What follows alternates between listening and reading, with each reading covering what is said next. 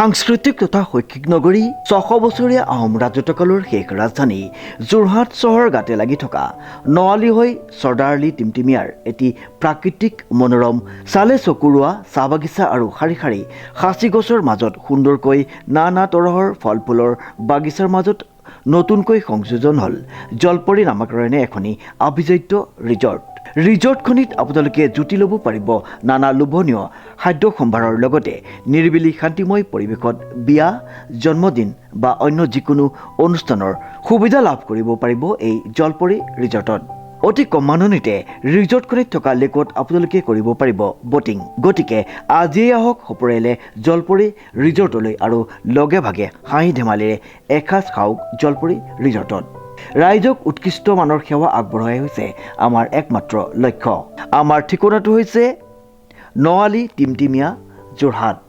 আমাৰ যোগাযোগৰ নম্বৰটো হৈছে 7896524655 অথবা 6001394297।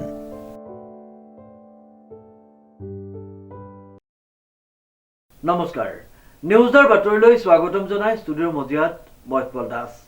চাহক আজিৰ বাতৰি। যোৰহাট বিমানবন্দৰত উপস্থিত কেন্দ্ৰীয় বৈদেশিক পৰিক্ৰমা মন্ত্ৰী। News night report.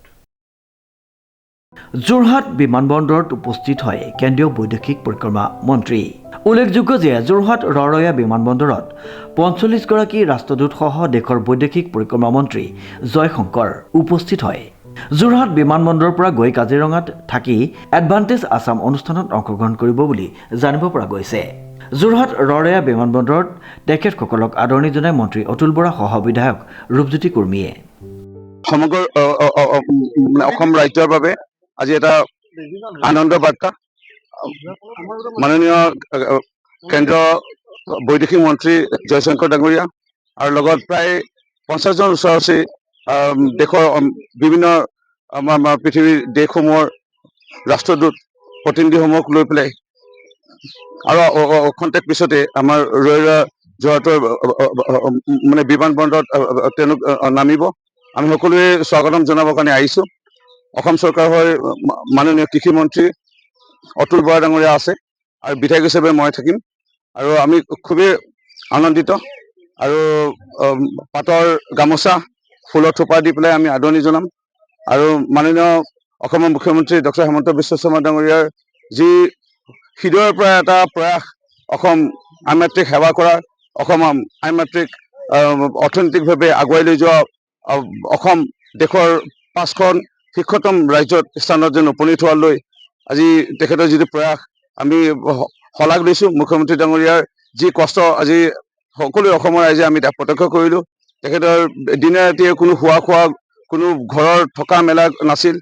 সমগ্ৰ বিভিন্ন দেশসমূহত তেখেত পৰিভ্ৰমণ কৰিছিল আৰু মাননীয় দেশৰ প্ৰধানমন্ত্ৰী ডাঙৰীয়া অহাকালি আহিব। ঝুমৰ বিনোদিনী পুনৰ অসম বিশ্ব ৰেকৰ্ড কৰিবলৈ গৈ আছে। পিছলৈ গৈ পেলাই আমাৰ দুদিনীয়াকৈ ২৫-২৬ত এডভান্টেজ আছামৰ লৈ পেলাই আমাৰ লখিমীক আদৰাই লৈ পেলাই সমগ্ৰ অসম চৰকাৰ অসমৰ ৰাইজ আমি প্ৰস্তুত। মোৰ বিশ্বাস আজি এই যি ভ্ৰমণকাৰী মাননীয় কেন্দ্ৰ চৰকাৰৰ বৈদেশিক মন্ত্ৰী জয়শংকৰ ডাঙৰীয়া আৰু প্ৰায় ৫০খনতকৈ অধিক বিভিন্ন ৰাষ্ট্ৰদূত আৰু প্ৰতিনিধিসকলৰ আগমন যি আমাৰ অলপ পিছতে ইয়াত ঘটিব, মই উৎফুল্লিত আৰু প্ৰথমবাৰৰ বাবে কেন্দ্ৰীয় মন্ত্ৰীগৰাকীক ওচৰৰ পৰা পাম আৰু খুবেই আনন্দিত অনুভৱ কৰিছোঁ, গৌৰৱ অনুভৱ কৰিছোঁ। লখিমী আদৰা মই এইটো কাৰণে কৈছোঁ, আমি খুবেই আন্তৰিকতাৰে মাননীয় মুখ্যমন্ত্ৰী ডক্টৰ হিমন্ত বিশ্ব শৰ্মা ডাঙৰীয়া, অসম চৰকাৰ আৰু অসমৰ এটা গৰিষ্ঠ সংখ্যক লোকে আমি খুবেই আশা পুহিছোঁ। বিভিন্ন নিবনুৱা যুৱক যুৱতীয়ে আমি আশা পুহি আছোঁ। আমাৰ যেনে আগমন ঘটিছে আজি মাননীয় মুখ্যমন্ত্ৰী ডক্টৰ হিমন্ত বিশ্ব শৰ্মা ডাঙৰীয়াৰ দায়িত্ব লোৱাৰ পিছতেই টাটাৰ ছেমিকণ্ডাক্টৰৰ ইণ্ডাষ্ট্ৰী প্ৰায় ২৭,০০০ কোটি টকাৰে ব্যয় সাপেক্ষে ইতিমধ্যে আৰম্ভণি হ'ল আৰু আমি আশাবাদী যে আৰু বিভিন্ন ধৰণৰ উদ্যোগ আহিব। ইয়াত আমাৰ অসমৰ ৰাইজৰ হাজাৰ হাজাৰ পৰিয়ালৰ মুখলৈ আনন্দ বিৰিঙিব, অসমৰ নিবনুৱা যুৱক যুৱতীসকলে আনন্দ বিৰিঙিব। আজি আপোনালোকে ইতিমধ্যে অৱগত হৈছে কিমান আমাৰ ল'ৰা ছোৱালী বেংগালুৰুত IT চেক্টৰত তেওঁলোকে কৰ্মৰত হৈ আছে। তেওঁলোক ইয়ালৈ ঘূৰি আহিব পাৰিব, নিজৰ ঘৰৰ ভাতকণ খাব পাৰিব, নিজৰ পৰিয়ালৰ ওচৰৰ পৰা পাব।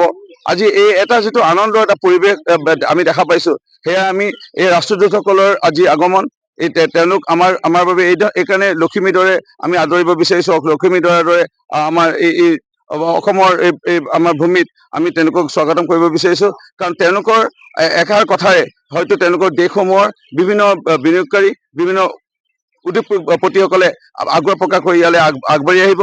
এনেধৰণৰ আমাৰ তেওঁলোকক স্বাগতমে বা আদৰণিৰে নিশ্চয় আমি এটা ভাল বাৰ্তা পাম। উল্লেখযোগ্য যে যোৰহাটত উপস্থিত বৈদেশিক পৰিক্ৰমা মন্ত্ৰী জয়শংকৰ এডভান্টেজ আছামৰ কাৰ্যসূচীৰ অংশ হিচাপে যোৰহাট বিমানবন্দৰত উপস্থিত হৈ কেন্দ্ৰীয় বৈদেশিক পৰিক্ৰমা মন্ত্ৰীগৰাকীৰ লগতে বিশ্বৰ প্ৰায় ৪৫খন ৰাষ্ট্ৰৰ ৰাষ্ট্ৰদূত। মন্ত্ৰীগৰাকীৰ লগতে আটাইকেইগৰাকী ৰাষ্ট্ৰদূতক অসম চৰকাৰৰ কৃষিমন্ত্ৰী অতুল বৰাৰ লগতে মৰিয়নি সমষ্টিৰ বিধায়ক ৰূপজ্যোতি কুৰ্মী আৰু ভাৰতীয় জনতা পাৰ্টীৰ দলীয় বিষয়ববীয়াসকলে উষ্ম আদৰণি জ্ঞাপন কৰে। তাৰ পাছতে ৩খন বাছেৰে আটাইকেইগৰাকী ৰাষ্ট্ৰদূতৰ লগতে মন্ত্ৰী জয়শংকৰ যোৰহাট বিমানবন্দৰৰ পৰা কাজিৰঙালৈ ৰাওনা হয়। উল্লেখযোগ্য যে নিশাটো কাজিৰঙাত কটোৱাৰ পাছত সোমবাৰে ৰাতিপুৱা জীপ ছাফাৰী যোগেদি কাজিৰঙা ৰাষ্ট্ৰীয় উদ্যান পৰিদৰ্শন কৰিব বুলি জানিব পৰা গৈছে। চাওক, আজিৰ তাৰিখত যদি আমি চাওঁ, গোটেই সমগ্ৰ ৰাজ্যখনত এটা উৎফুল্লিত পৰিৱেশ। মাননীয় মুখ্যমন্ত্ৰী মহোদয়ে দায়িত্ব লোৱা তাৰ কেইদিনমানৰ পিছতে বিহু লৈ পেলাই আমি বিশ্ব দৰবাৰত আমি স্থান লাভ কৰিলোঁ, ৱৰ্ল্ড ৰেকৰ্ড কৰা হ'ল। এয়া নহয়, ঢোল বাদনকে লৈ আমি বিভিন্ন ধৰণৰ কেইটা ৰেকৰ্ড সেই সময়ত হৈছিল। বৃক্ষৰোপণৰ কাৰণে কেৱল নহয়, মহাবীৰ লাচিত বৰফুকনক লৈ পেলাই ৪০০ বছৰীয়া জয়ন্তীৰ পিছতে বিভিন্ন ভাষা, পৃথিৱীৰ বিভিন্ন ভাষা, দেশৰ বিভিন্ন ভাষাৰে লিখনি আহিছিল। এই বীৰজনাৰ প্ৰতি আজি বিভিন্ন দেশ বিদেশে জনা হৈছে। আৰু এই লিখনিও ইতিমধ্যে পোনপ্ৰথমভাৱে অনলাইন যিটো লিখনি, তাতো আমি মানে ৱৰ্ল্ড ৰেকৰ্ড কৰিলোঁ অসম। এনেধৰণৰ পৰিৱেশৰ মাজতে আমাৰ অন্যতম বৃহত্তৰ জনগোষ্ঠী যি চাহ জনগোষ্ঠী আজি প্ৰায় ২০০ বছৰ জয়ন্তী পাৰ কৰি আছে। ১৮২৬ চনৰ সন্ধিৰ পিছতে এক প্ৰকাৰে চাব গ'লে চৌতনাপুৰ নামৰ অঞ্চলটো য'ত অবিভক্ত ভাৰতবৰ্ষ আছিল, সেই সময়তে তাৰ পৰা আমাক বলপূৰ্বকভাৱে ইয়ালৈ অনা হৈছিল। আৰু আমি আহি আজি অসমৰ পানী, মাটি, বায়ুৰ লগত মিলি অসমৰ অৰ্থনীতি, ভাৰতবৰ্ষৰ অৰ্থনীতিত ইয়াৰ তেল উদ্যোগৰ শোধনাগাৰ স্থাপন কৰাই হওক, ইয়াৰ ৰেল লাইনৰ স্থাপন কৰাই হওক, ইয়াৰ চাহ উদ্যোগ স্থাপন কৰাই হওক, বিভিন্ন বৃহৎ ৰাষ্ট্ৰীয় ঘাইপথসমূহ ইয়াত স্থাপন কৰা, নিৰ্মাণ কৰাৰ ক্ষেত্ৰতো যথেষ্ট আমাৰ বৰঙণি আছিল। কিন্তু কেতিয়াও আমাক আগৰ কোনো ৰাজনৈতিক দলৰ চৰকাৰে যেনে স্বীকৃতি দিব লাগিছিল, সূতা কম্বল আঁঠুৱাৰ মাজতে বা নিৰ্বাচন আহিলে মদ মাংস বিলাই ভোটটো ল'ব লাগে, এই কথাবোৰে প্ৰচাৰ চলি আছিল। এই ACS অফিচাৰ, APS অফিচাৰ দিব লাগে, APSC নিযুক্তি তেওঁলোকৰ যোগ্যতা আছে, তেওঁলোকৰ সেইসমূহ কেতিয়াও ব্যৱস্থা হোৱা নাছিল। ঝুমুৰ আহিছিল গৈছিল, কিন্তু ঝুমুৰক লৈ পেলাই বিশ্ব দৰবাৰলৈ লৈ যাব লগা এনে পৰিৱেশ কেতিয়াও কোনো চিন্তাই কৰি নাপালে। তাতোতকৈ ডাঙৰ কথা মই ক'বলৈ বহুত মন আছে, সময়ৰ প্ৰতি মই এটাই ক'ব বিচাৰোঁ, আমাৰ এটাই জাতীয় উৎসৱ কৰম।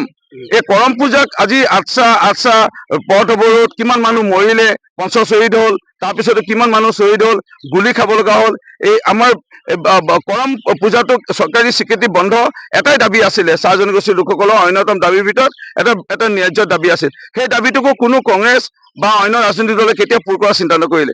কিন্তু মাননীয় মুখ্যমন্ত্ৰী ডক্টৰ হিমন্ত বিশ্ব শৰ্মা ডাঙৰীয়া ৩ বছৰ নহওঁতেই, তেখেতে ২ বছৰ মান হওঁতেই তেখেতে চাহ বাগানৰ যি জাতীয় উৎসৱ কৰম উৎসৱক চৰকাৰী বন্ধ দিলে আৰু দৰমহাসহিতে বাগানৰ বন্ধ দিয়া যিটো ব্যৱস্থা গ্ৰহণ কৰিলে। এনে বহুত প্ৰশংসনীয় পদক্ষেপ তেখেতে গ্ৰহণ কৰিছে। আৰু মুখ্যমন্ত্ৰী ডাঙৰীয়াৰ এয়ালৈ মই বেছিকৈ নকওঁ, যিসকলে ঝুমুৰ বিন্দিনী আছে, নাচনী হওক, কৰ্মতী হওক, ঢুলীয়া, আজি আপোনালোকৰ বিভিন্ন চেনেলৰ মাধ্যমেৰে তেওঁলোকৰ অনুভৱ কি যেতিয়া প্ৰকাশ কৰিছে, তেওঁলোকে সেয়া বহু মানুহে চকুপানী টুকিছে। তেওঁলোকে হাঁহি কানি তেওঁলোকে প্ৰকাশ কৰিছে তেওঁলোকৰ আনন্দ, আৰু মই মোৰ আনন্দ তেওঁলোকৰ জৰিয়তে প্ৰকাশ কৰিছোঁ। মই আৰু বেছিকৈ ক'ব লগা নাই। ডিজিপ বৰাৰ ৰিপৰ্ট, নিউজ নাও।